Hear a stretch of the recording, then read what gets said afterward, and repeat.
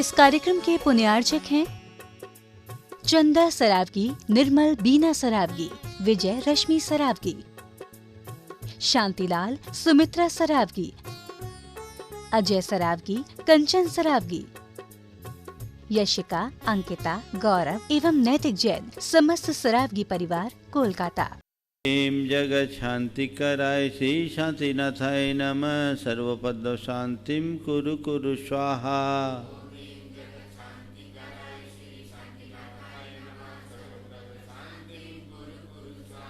ओम ह्रीं जगत शांति कराय श्री शांतिनाथाय नमः। सर्वपद शांतिम कुरु कुरु स्वाहा।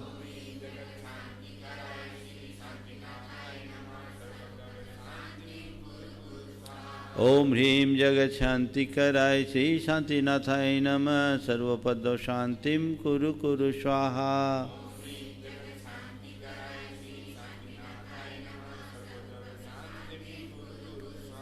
ओम ह्रीं जगत शांति कराय श्री शांतिनाथाय नमः। सर्वपद शांतिम कुरु कुरु स्वाहा।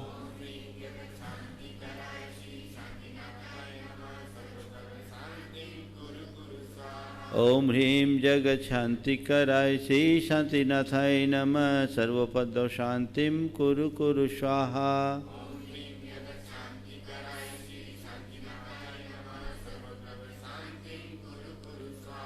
ओम ह्रीं जगत शांति कराय श्री शांतिनाथाय नमः। सर्वपद शांतिम कुरु कुरु स्वाहा।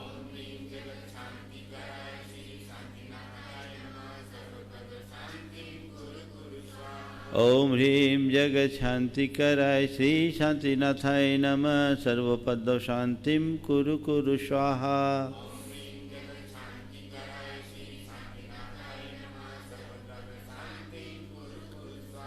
ओम ह्रीं जगत शांति कराय श्री शांतिनाथाय नमः। सर्वपद शांतिम कुरु कुरु स्वाहा।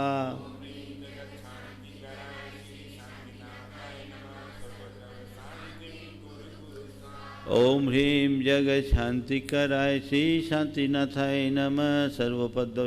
श्री शांतिनाथाय नमः। सर्वपद शांतिम कुरु कुरु स्वाहा। ओम ह्रीं जगत शांति कराय श्री शांतिनाथाय नमः। सर्वपद शांतिम कुरु कुरु स्वाहा।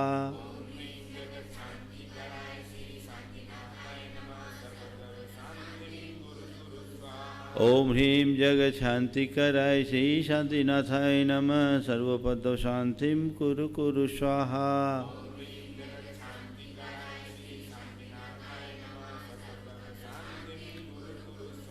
ओम ह्रीं जगत शांति कराय श्री शांतिनाथाय नमः। सर्वपद शांतिम कुरु कुरु स्वाहा।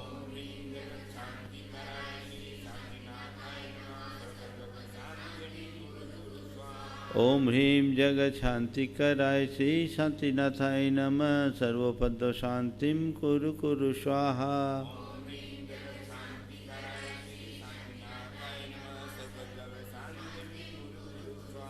ओम ह्रीं जगत शांति कराय श्री शांतिनाथाय नमः। सर्वपद शांतिम कुरु कुरु स्वाहा।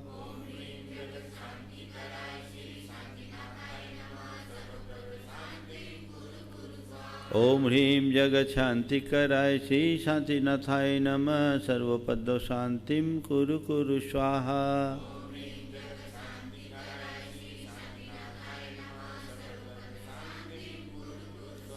ओम ह्रीं जगत शांति कराय श्री शांतिनाथाय नमः। सर्वपद शांतिम कुरु कुरु स्वाहा।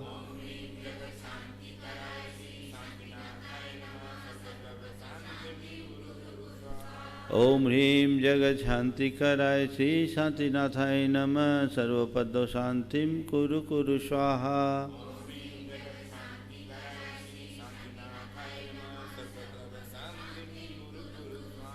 ओम ह्रीं जगत शांति कराय श्री शांतिनाथाय नमः। सर्वपद शांतिम कुरु कुरु स्वाहा।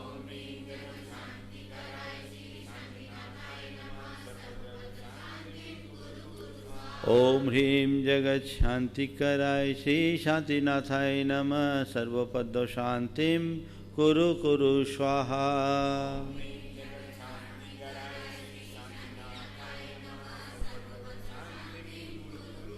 ओम सम्यक दर्शनाय नमः। ओम सम्यक ज्ञानाय नमः। ओम सम्यक चारित्राय नमः। जय बोलो श्री शांतिनाथ भगवान की। परम पूज्य आचार्य गुरुवर श्री विद्यासागर जी महाराज की जय जय जय। परम पूज्य महामना मुनिराज प्रमाण सागर जी महाराज की। परम पूज्य अरय सागर जी महाराज की। गुरुदेव से निवेदन करें, उसके पूर्व धर्मचंद जी जैन पाटन वाले वे जाएं गुरुसरों में श्रीफल करके आशीर्वाद प्राप्त करें।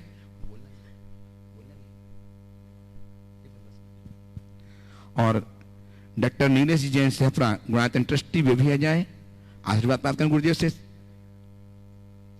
चले मैं आप सबकी ओर से अपनी ओर से परम पूज्य गुरुदेव से निवेदन करें, गुरुदेव हम ज्ञान प्रवासियों को अपनी मंगल देशना से अनुग्रहित करें। नमोस्तु हाजरी, नमोस्तु नमोस्तु।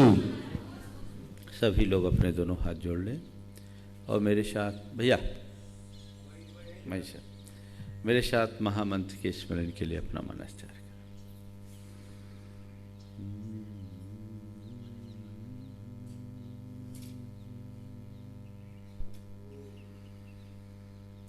नमो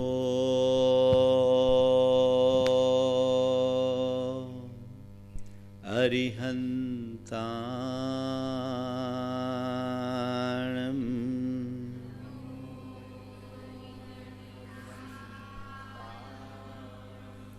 नमो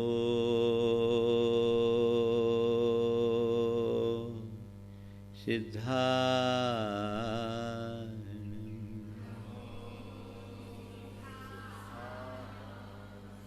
नमो आयर्याणं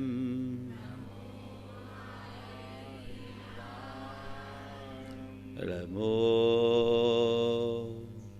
वज्रायां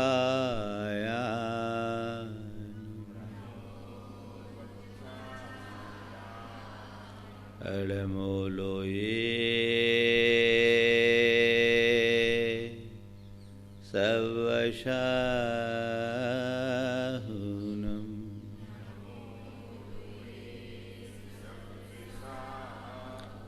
एषो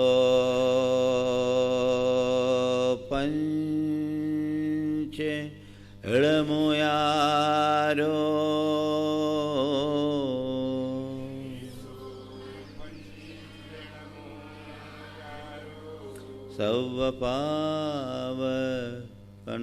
सर्वपावकनाशिनो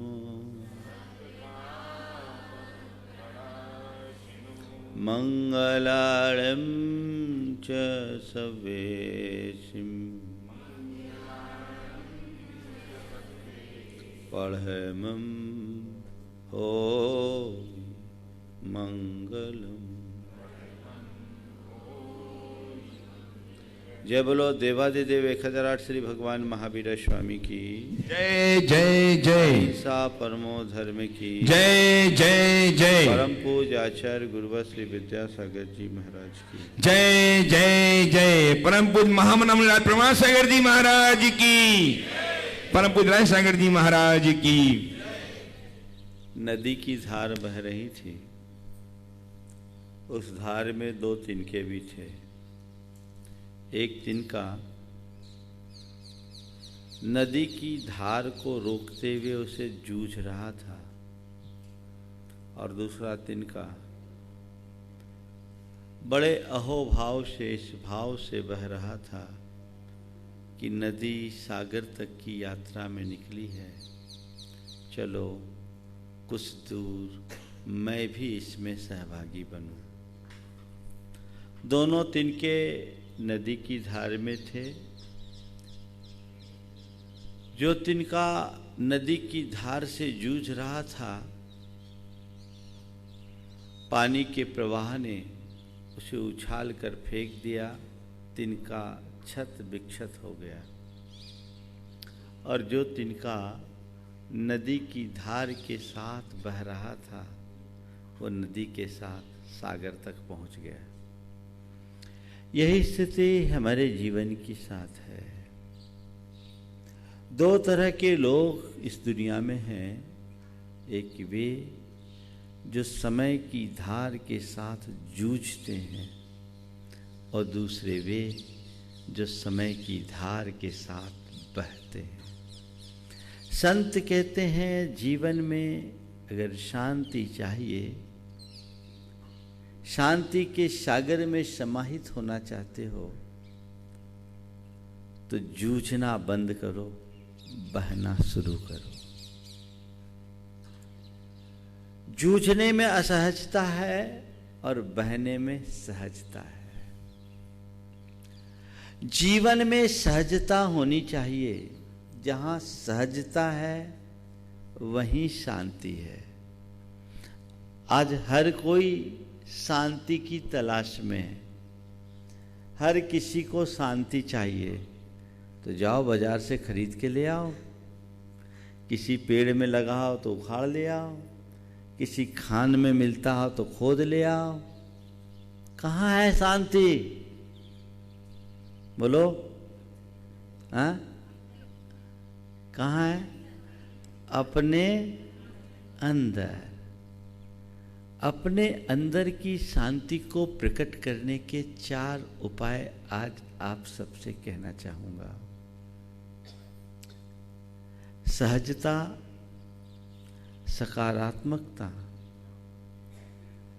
आत्म संयम और संतोष।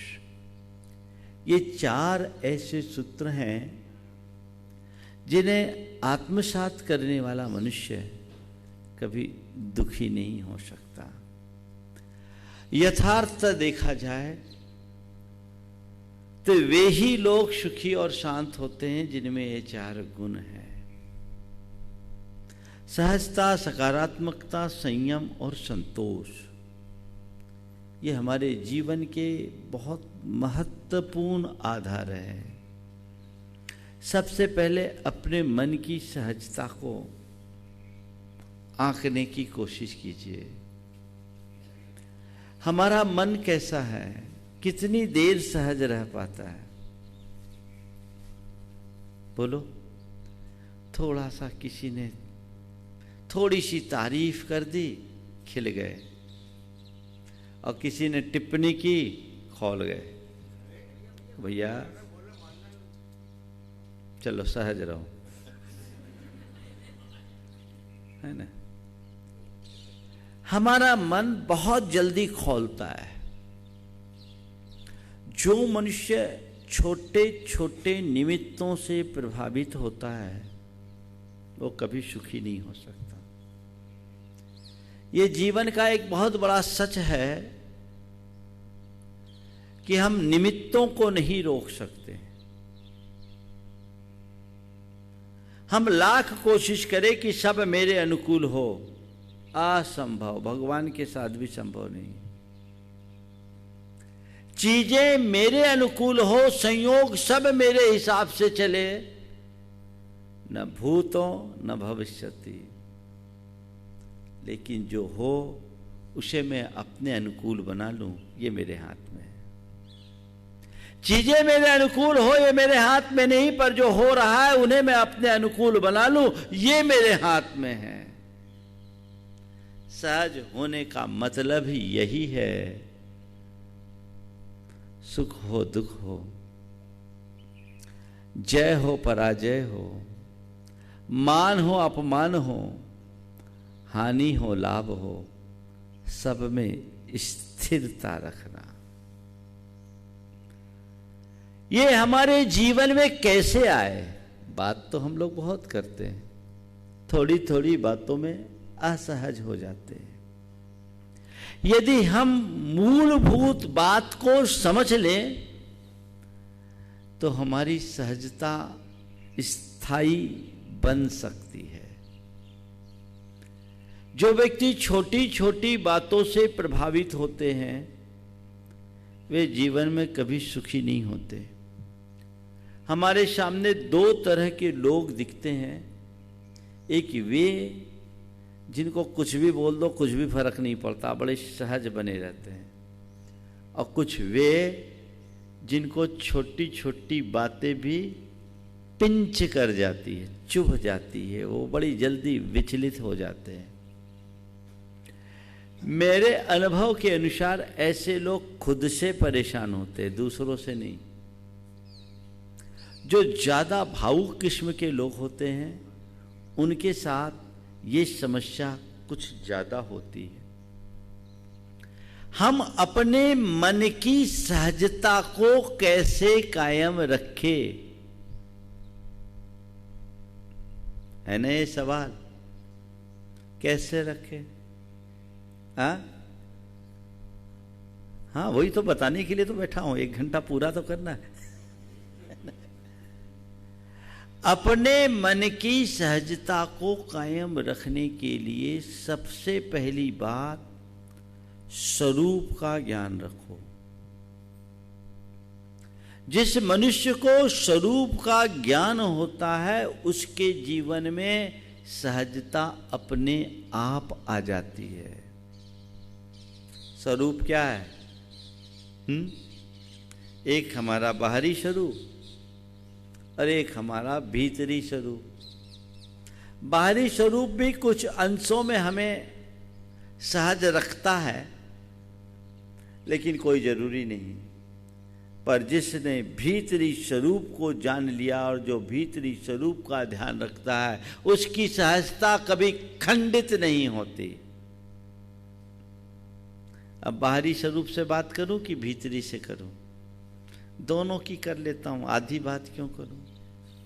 अब देखो, बाहरी स्वरूप मुझे पता है मैं मुनि हूं,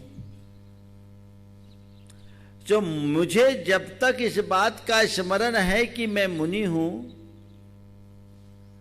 तो मेरे सामने कुछ भी घट जाए मैं ऐसी कोई प्रतिक्रिया नहीं कर सकता जो मेरे मुनिपन के विरुद्ध हो। मैं सुन करके अनसुना, देख करके अनदेखा करूंगा, क्योंकि मेरा स्वरूप बोध मुझे वहां संयत करता है ना।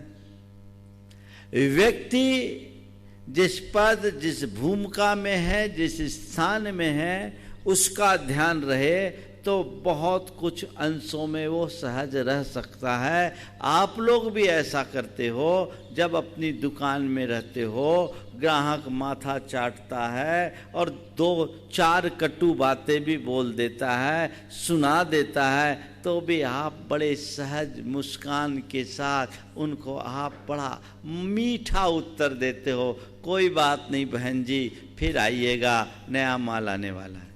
मैं बहन जी का प्रयोग इसलिए कर रहा हूं क्योंकि ऐसी दुर्घटनाएं इन्हीं लोगों के साथ ज्यादा होती है ना, है ना। अब मैं आपसे पूछ रहा हूं, वो सहजता क्यों आई? दुकानदार से ग्राहक बोल रहा आप तो लूट रहे हो, और आप सहज सुन रहे हो, और तुम्हें कोई बाहर लुटेरा बोल दे तो हाँ क्या हुआ? एक जगह सहज, एक जगह असहज, ये भिन्नता क्यों? बात समझ में आ रही? क्या हो गया?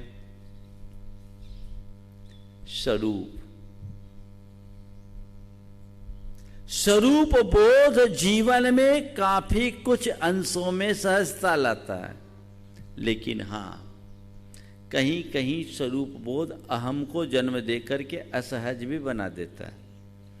जैसे मान लो कोई उच्चाधिकारी है, कोई बड़ा आदमी अपने आप को मानने लगे बड़ा आदमी। मैं मान लूं मैं बहुत बड़ा साधु हूं, साधु मानू, ठीक, बड़ा साधु हूं, और क्या ये लोग कुछ ध्यान ही नहीं देते, सामान से तख्त पे बिठाल दिए, कम से कम मेरे स्टेटस का तो ध्यान रखना चाहिए। ये सब क्या है? ये अहम है जो आकुलित करेगा।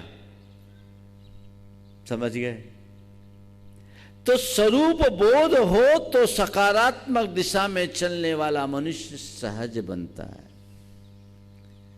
बाहरी स्वरूप के बोध के साथ कदाचित कुछ विपरीत भी हो सकता है, लेकिन जब भीतर के स्वरूप का बोध होता है तो सहजता अपने आप बनती है।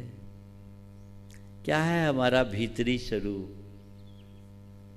क्या है स्वरूप? बोलो, क्या मान रखा अपने आप को? जो अपनी काल्पनिक छवि बना रखी वो, या जो भीतर का शाश्वत तत्व है वो? मैं शुद्ध है, चैतन्य में, ज्ञान में, सुख स्वरूप आत्मा हूं। मेरी आत्मा का एक प्रदेश भी हटकर इधर से उधर नहीं जा सकता। धरती में भूचाल आ जाए तो भी यहां कुछ भी उलट फेर नहीं हो सकता। मुझे कोई किंचित भी प्रभावित कर नहीं सकता, न कोई बिगाड़ कर सकता है, न सुधार कर सकता है। ये बोध यदि अंतर्मन में जम जाए तो कभी सहजता खंडित होगी क्या? मैं जब ब्रह्मचारी था, हमारे साथ का एक ब्रह्मचारी ऐसा था जो थोड़ा कटु बोलता था और उसकी स्टेशन रोज किसी न किसी से फंस जाती थी। बोली ऐसी थी। अब एक दिन एक ब्रह्मचारी से उसने कुछ ऐसी बात बोल दिया, मेरा साथी था, वो उसे चुभ गई। उसकी शिकायत लेके वो गुरुदेव के पास चला गया। मैं साथ में था। गुरुदेव की एक आदत है, वो शिकायत सुनते नहीं, शिकायतकर्ता को पहले सीख देते हैं। जैसे ही वो बोला कि महाराज उसने मुझसे ऐसा बोल दिया, गुरुदेव ने कहा, उस समय हम लोग द्रव्य संग्रह पढ़ा रहे थे, उन्होंने कहा सद्दो बंधो सुमो थूलो संथान भेद तम छाया उज्जो दादव सैया पुगल दब्बस पज्जाए। पढ़ाए कि नहीं? ये क्या है? बोले सब पुद्गल की पर्याय है। बोले शब्द क्या है? बोले पुद्गल की पर्याय। उसने क्या बोला? बोले शब्द बोला। तो पुद्गल से प्रभावित क्यों हो रहे हो?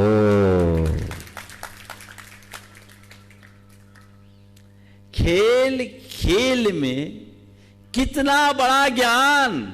फिर वो आगे कहते सद्दो नानम न होदी, शब्द ज्ञान नहीं है। अरे उसने मेरा भला किया, उसने मेरा बुरा किया, मेरा अच्छा हुआ, मेरा खराब हुआ, मैंने पाया, मैंने खोया। क्या पाया, क्या खोया? जब कुछ पाने जैसा है ही नहीं तो पाया क्या? और जब कुछ खोने वाला है ही नहीं तो खोया क्या? वो तो अव्यय है, अविनाशी है, शाश्वत है, स्थिर है। उस स्वरूप को पहचानो, उस पर दृष्टि रखो। जब तुम्हारी दृष्टि में स्वरूप स्थिर होगा, तुम्हें कोई असहज नहीं कर सकेगा, सहज बने रहेगा। और ऐसे अनेक लोग जो आज एक गृहस्थ हैं, मैंने देखा इस स्वरूप बोध के बल पर उनने अपने जीवन की विषमतम परिस्थितियों में भी सहजता प्राप्त की। मैं आपको कुछ व्यक्तियों से परिचय कराना चाहता हूं, व्यक्तियों का परिचय कराता हूं। स्वरूप बोध मनुष्य को कैसे सहज रखता है। एक बहन जी के पति का वियोग हुआ 32 साल की उम्र में। 8 साल का बेटा, 32 साल की उम्र में पति खो गया। आप सोच सकते हैं ये दुर्घटना कितनी बड़ी दुर्घटना है। लेकिन खो गया सो खो गया, विपत्ति तो थी, लेकिन वो बहन जी बड़ी तत्वज्ञ थी, स्वाध्यायशील थी, और न केवल पढ़ी अपितु उसे उन्होंने अपने जीवन में उतारा भी था। जब लोग उसके सामने जाकर सहानुभूति प्रकट करने के लिए गए तो उन्होंने कहा, देखो मेरे पतिदेव चले गए, इस संयोग को तो अब कोई पूरा कर नहीं सकता, उनका स्थान कोई इस जीवन में दूसरा ले नहीं सकता। चले गए सो चले गए, मैं अब कुछ कर नहीं सकती। मैं यही मान के चलती हूँ कि उनका और मेरा साथ इतने ही दिन का था। आप लोग यहाँ आए हो तो रोना धोना करने की जगह कुछ तत्व ज्ञान की बात कीजिए, स्वाध्याय सुनाइए, ताकि हम अपने परिणाम स्थिर रख सकें। कितना बड़ा पराक्रम है। ज्ञान पराक्रम प्रकट करता है। सहजता अपने आप आती है। इतने बड़े वियोग में ऐसी सहजता। बड़ा परिवार था, उनको कई लोगों ने कई तरह की सलाहें दी, जैसे आजकल के ज्ञानी लोग देते हैं। उन्होंने कहा नहीं, मैंने जीवन के यथार्थ को समझ लिया है, अब बस मेरे ऊपर दोहरी जिम्मेदारी आ गई है। मुझे अपने बेटे को माँ के साथ पिता का स्नेह भी देना होगा, और मैं दोनों जिम्मेदारी निभाऊंगी और उसके बाद अपना रास्ता प्रशस्त करूंगी। ये शक्ति मनुष्य के अंदर कहां से आती है? स्वरूप के बोध से, वस्तु स्वरूप का ज्ञान जीवन में कल्याण का कारण बनता है। एक दूसरे व्यक्ति की बात कर रहा हूं, जिनके बेटे ने एक गलत पॉलिसी अपनाई और 70 करोड़ का नुकसान दे दिया। 1-2 रुपये का नहीं, 70 करोड़ का नुकसान। उसकी सूचना मेरे पास आई, उसका मित्र मेरे पास आया, और जब मित्र ने मुझे बताया, जुड़े हुए व्यक्ति थे, बोले महाराज बहुत भारी नुकसान हो गया, आप उन्हें थोड़ा आशीर्वाद दे दे, आपका आशीर्वाद मैं पहुंचा दूं तो उसको थोड़ी सांत्वना मिलेगी। उसने मेरे सामने फोन लगाया। फोन लगा करके जब उससे पूछा कैसा है, क्या है, मैंने पूछवाया कि सुना है बड़ा नुकसान हो गया। उसने मारवाड़ी में बोला, सब तो चाल तो रवा है, व्यापार में ये सब तो चलता है। बोला महाराज से कहो समुद्र में वही कूदता है जो तैरना जानता है। जो होगा सो ठीक होगा, जाना था सो चला गया, मेरा है क्या सो जाएगा। क्या सोच। 70 करोड़ का नुकसान सामने होने वाला व्यक्ति कहता है ये सब तो चलता रहता है। महाराज से कहो जो गया, जाना था सो चला गया, मेरा है क्या सो जाएगा। बोलो, ये संयोग स्वरूप बोध ताकत देते। अरे हाँ बहुत चला गया, सब मिट गया, सब लूट गया, अब मेरा क्या होगा। तुम्हारा जज्बा खत्म हो जाएगा तो कुछ भी नहीं बचेगा। उस व्यक्ति ने एक बात और कही कि महाराज से कहो ये नुकसान नहीं, नसीहत है। हमने अपना सिस्टम बिगाड़ा, उसका परिणाम ये हुआ। ठीक है, हमने अपने कैरियर की शुरुआत तो 300 रुपये से की थी, आज आगे बढ़े हैं, कोई बात नहीं, नीचे आ गए, सांप सीढ़ी का खेल चलता रहता है, फिर से नई गिनती शुरू करेंगे। ये सोच कहां से? सहज। अशोक जी पाटनी के यहाँ छापा पड़ा 2015 में, गुरु चरणों में वो बीना बारा में थे, और जिस समय उनको सूचना मिली वो भगवान की पूजा में थे, और पूजा में अपने बेटे को समझा रहे थे, जिसमें लिखा था धन यौवन और जीवन जल बुब्बुद समान। धन यौवन और जीवन जल बुब्बुद समान, यानी पानी के बुलबुले के समान है ना। हाँ, तो जल बुब्बुद समान, पानी के बुलबुले के समान है। अपने बेटे को समझा ही रहे थे, ये खबर आई, उनने कहा ठीक है, जो हो गया सो हो गया, जाएगा देखेंगे, नई गिनती फिर शुरू कर देंगे। वो 3 दिन तक नहीं गए, पूरा पर्यूषण पूर्ण करने के बाद गए। ये सहजता, स्वरूप बोध के फलस्वरूप मेरा कुछ जा नहीं सकता, संयोग हो या वियोग, मान हो या अपमान, लाभ हो या नुकसान, सुख हो या दुख, सब नश्वर है, संयोगाश्रित है, मेरे नहीं है। मेरा तो बस केवल मैं हूं।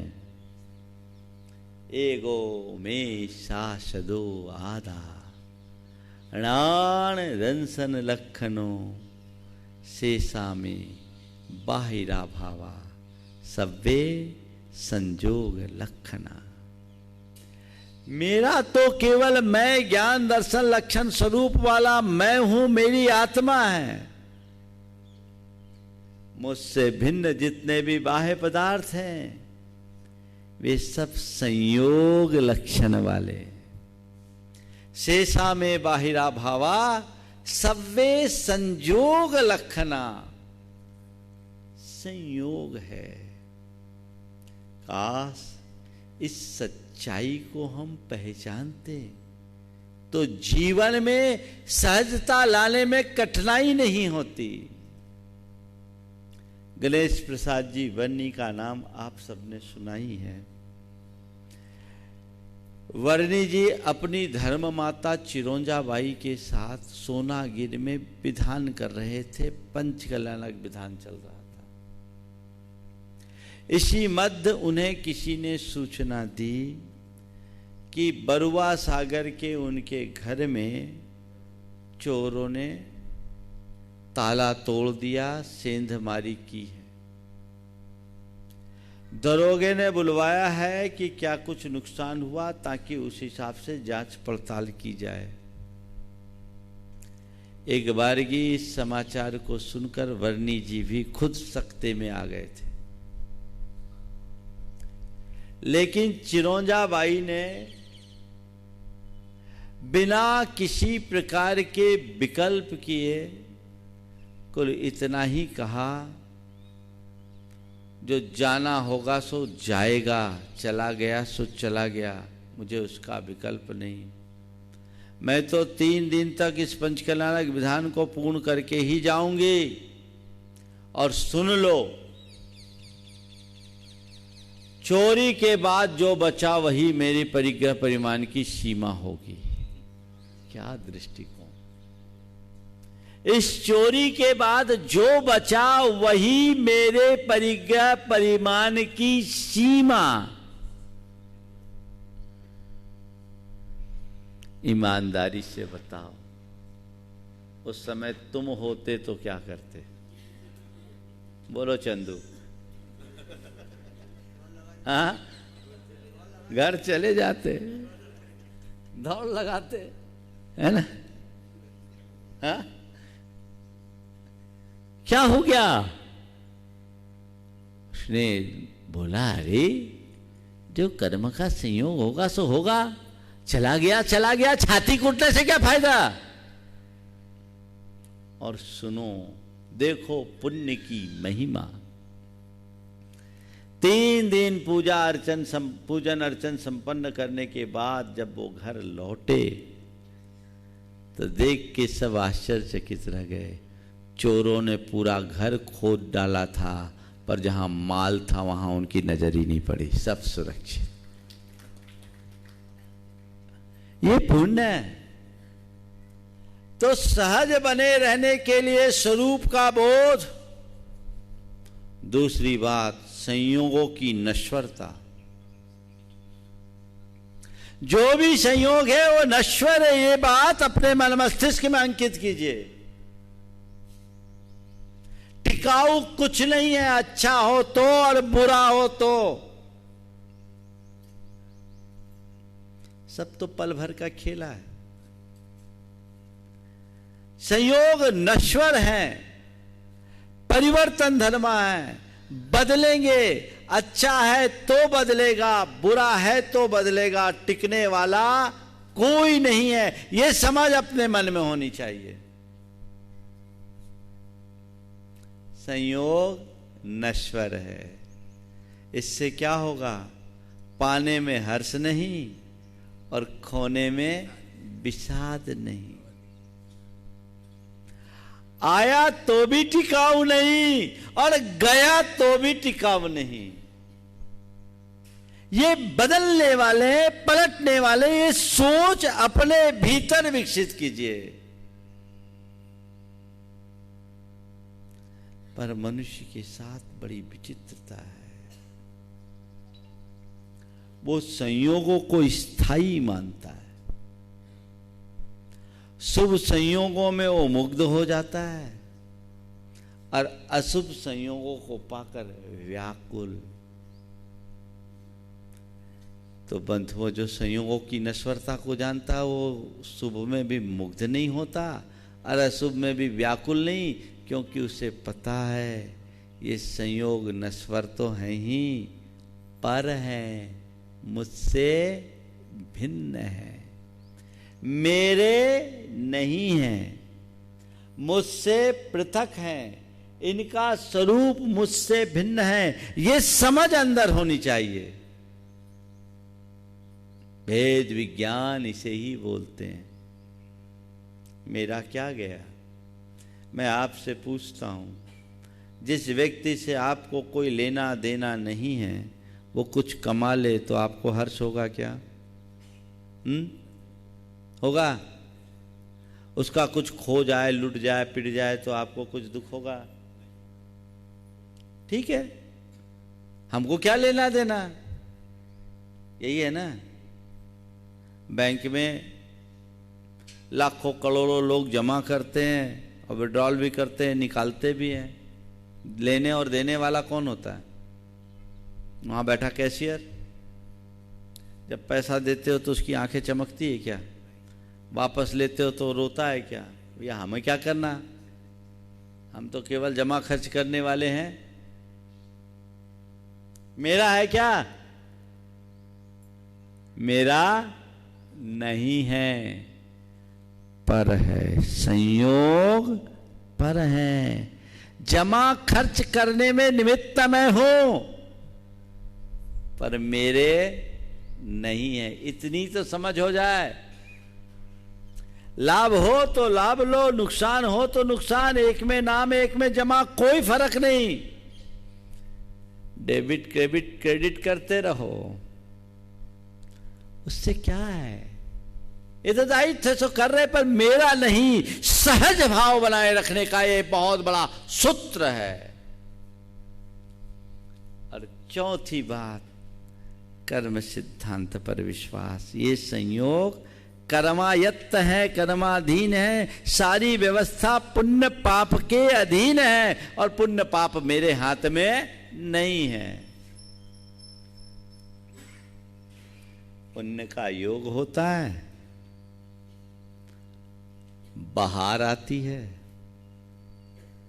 पाप का प्रकोप होता है, बंटाधार होता है ना?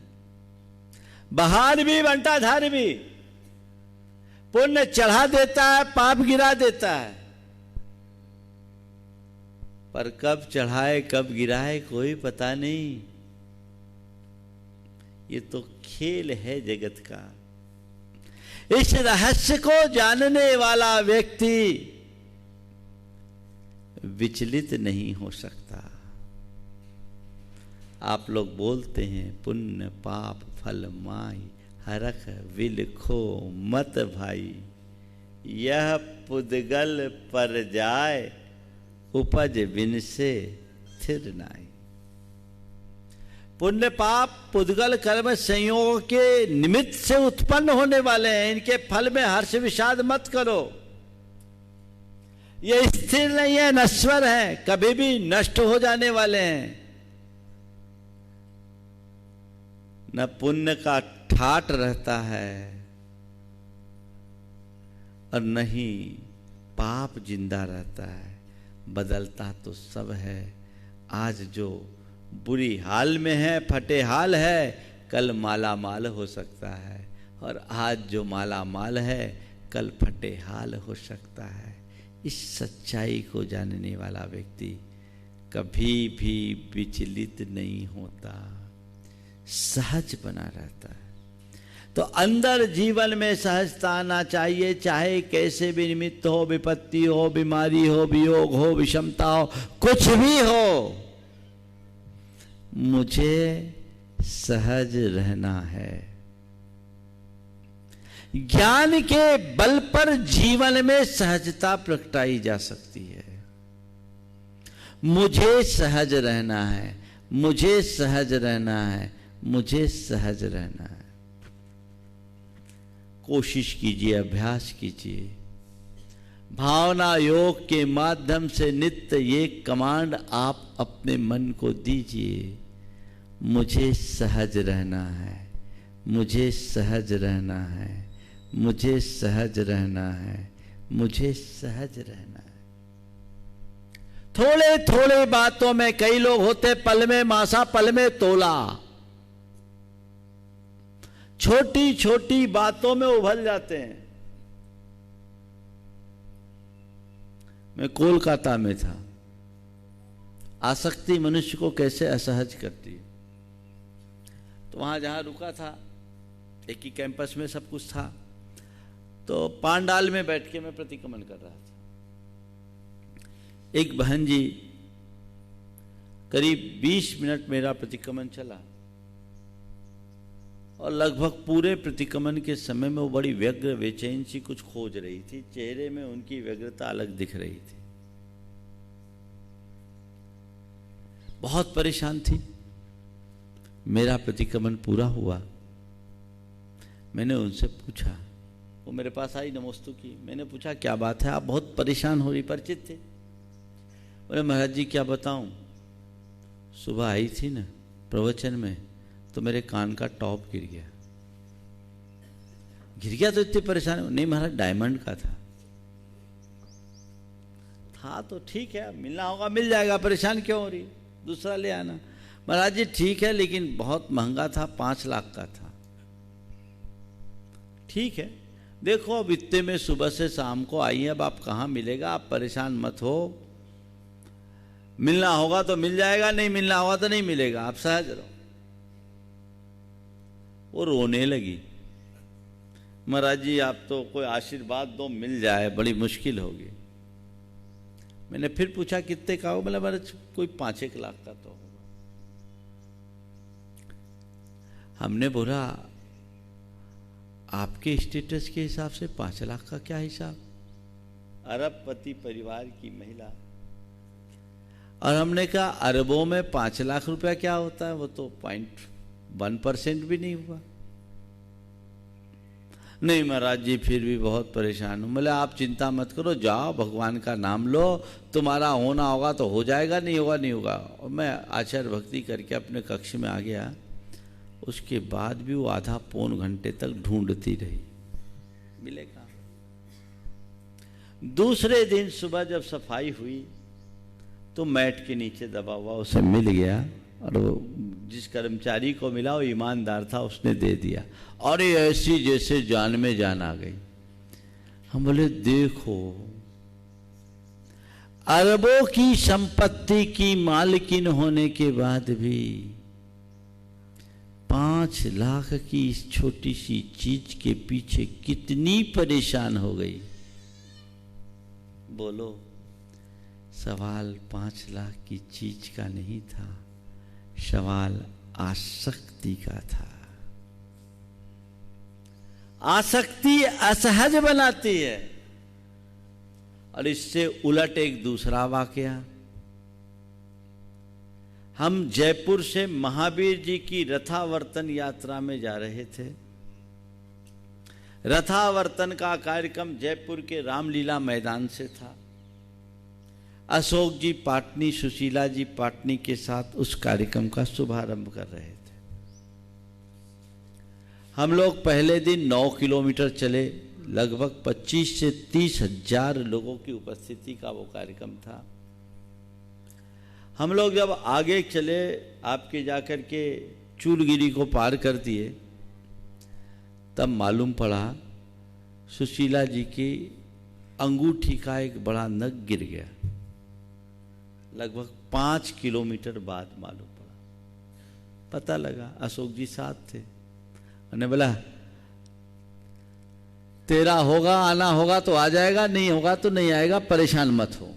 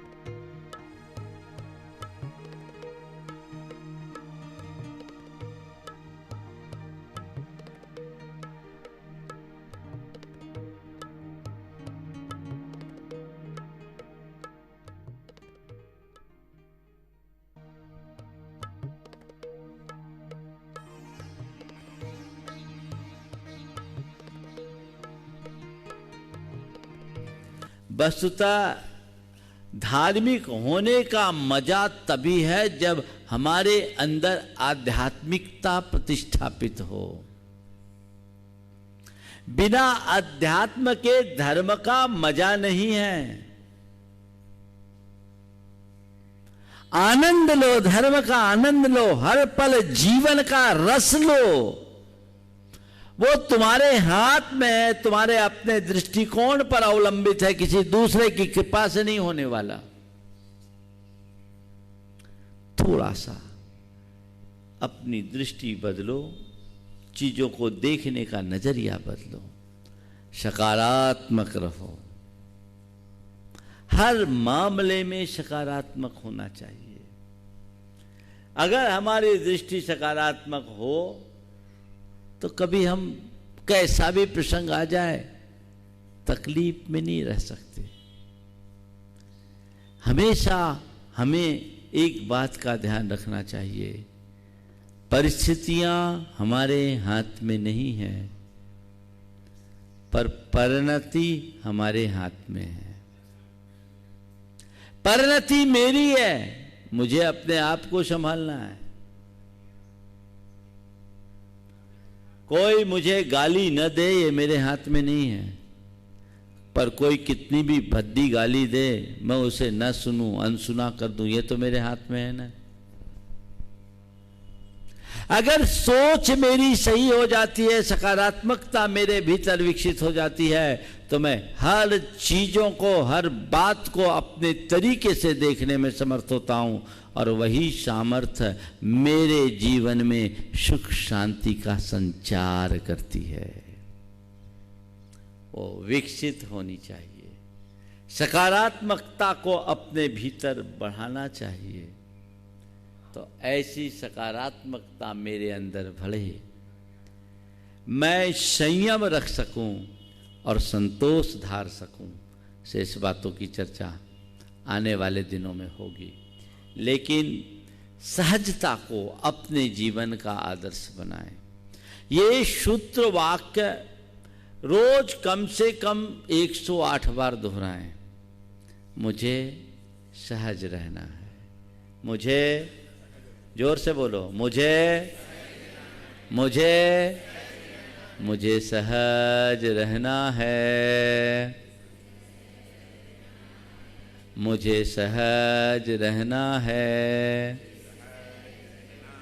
मुझे सहज रहना है।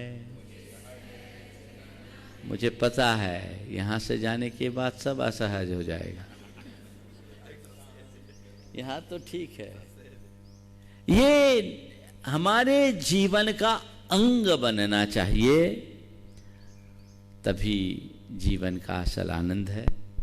समय आप सबका हो गया है, इसलिए मंगल भावना के साथ में विराम लूंगा।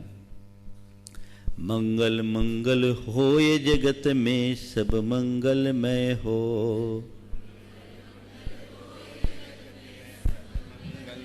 इस धरती के हर प्राणी का मन मंगलमय हो। इस धरती के हर प्राणी का मन मंगलमय हो। कहीं क्लेश का लेश रहे ना, दुख कहीं भी हो। कहीं क्लेश का लेश रहे ना, दुख कहीं भी हो। मन में चिंता भय न सतावे, रोग शोक नहीं हो। मन में चिंता भय न सतावे, रोग शोक नहीं हो। नहीं बैर अभिमान हो मन में, क्षोभ कभी नहीं हो। नहीं बैर अभिमान हो मन में, क्षोभ कभी नहीं हो। मैत्री प्रेम का भाव रहे नित, मन मंगलमय हो। मैत्री प्रेम का भाव रहे नित, मन मंगलमय हो।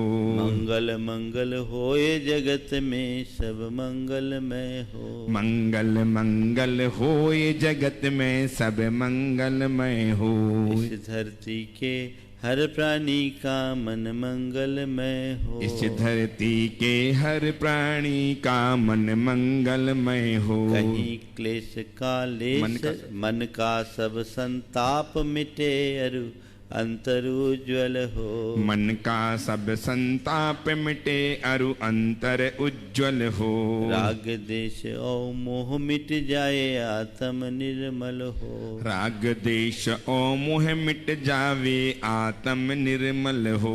प्रभु का मंगल गान करे, सब पापों का क्षय हो। प्रभु का मंगल गान करें, सब पापों का क्षय हो। इस जग के हर प्राणी का हर दिन मंगलमय हो। इस जग के हर प्राणी का हर दिन मंगलमय हो। मंगल मंगल होए जगत में सब मंगलमय हो। मंगल मंगल हो ये जगत में सब मंगलमय हो। इस धरती के हर प्राणी का मन मंगलमय हो। इस धरती के हर प्राणी का मन मंगलमय हो। गुरु हो मंगल, प्रभु हो मंगल, धर्म सुमंगल हो। गुरु हो मंगल, प्रभु हो मंगल, धर्म सुमंगल हो। मात पिता का जीवन मंगल, परिजन मंगल हो। मात पिता का जीवन मंगल, परिजन मंगल हो।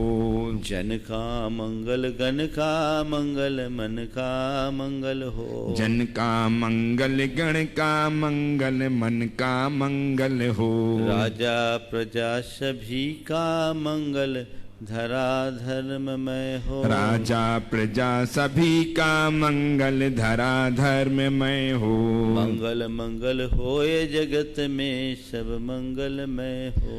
मंगल मंगल हो ये जगत में सब मंगलमय हो। इस धरती के हर प्राणी का मन मंगलमय हो। इस धरती के हर प्राणी का मन मंगलमय हो। मंगलमय हो प्रात हमारा, रात सुमंगल हो। मंगलमय हो प्रात हमारा, रात सुमंगल हो। जीवन के हर क्षण हर पल की बात सुमंगल हो। जीवन के हर पल हर क्षण की बात सुमंगल हो। घर घर में मंगल छा जावे, जन जन मंगल हो। घर घर में मंगल छा जावे, जन जन मंगल हो। इस धरती का कन कन पावन औ मंगलमय हो।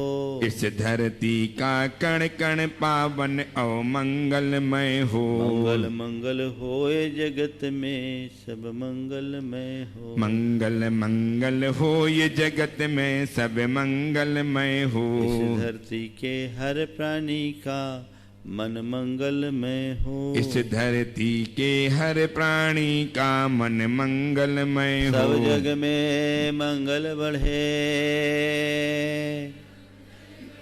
टले अमंगल भाव। टले अमंगल भाव। है प्रमाण की भावना, है प्रमाण की भावना। सब में हो सद्भाव। सब में हो सद्भाव।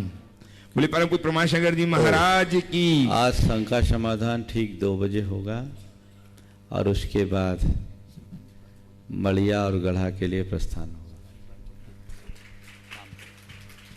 अभी हम जनवाणी माता का अर्घ चढ़ाएं, गुरुदेव का अर्घ चढ़ाएं, आचार्य समूह का अर्घ चढ़ाएं। उसके पूर्व इस कार्यक्रम के पुण्यार्जक थे चंदा सरावगी, निर्मल बीना सरावगी, विजय रश्मि सरावगी, शांतिलाल सुमित्रा सरावगी, अजय सरावगी, कंचन सरावगी, यशिका, अंकिता, गौरव एवं नैतिक जैन, समस्त सरावगी परिवार, कोलकाता।